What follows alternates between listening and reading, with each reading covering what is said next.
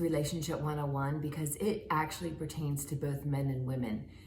If you have to be concerned about who your partner is talking to, and you happen to be in a social setting and you notice that the partner is taking a liking to somebody else that you are unaware of, and then you, rightfully so, go up because it is okay to be jealous of who your partner is paying attention to, but you go up to this, anonymous person, how do you know my partner?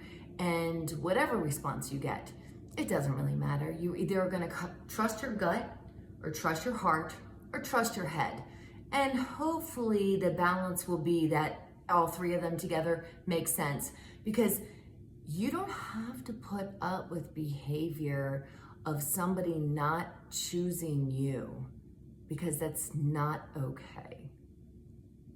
You actually get to choose to be with somebody that only sees you. And you actually get to choose to be with somebody that adores you in a way that feeds you. Because we all know there could be somebody out there that really is into us way more than we're into them. And then that feels suffocating, or it feels off balance, because if there's not a commonality in faith, it's never gonna work. If there's not a commonality in value, it's not gonna work. If there's not a commonality in sex, it's not gonna work. And recently I came upon this when I was at the IFS conference, because I had to address the way that I was triggered with all this sexuality on the rise, the new topics of anything goes, and me not even being comfortable in my own skin. And I can say that because as a sexual abuse survivor, a trauma survivor, I have a lot of things that I bring to the table in a relationship.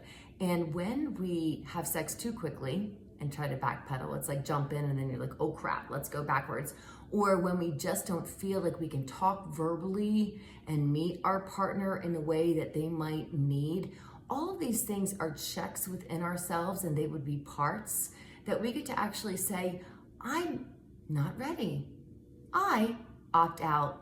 I have changed my mind, because I don't know that I can actually trust you, because there's been more than one event where I feel like you have a wandering eye, or there's always someone else that I'm meeting, and that disturbs me. And you have a right to say, I want somebody that actually can sow into me and my relationship, my faith, the things that I value, the things that I want to do in my future. Are we going to be able to propel forward? Because when somebody comes up to me and they're concerned about who their man is talking to and how he knows me, I'm going to let them know they should probably find a different man.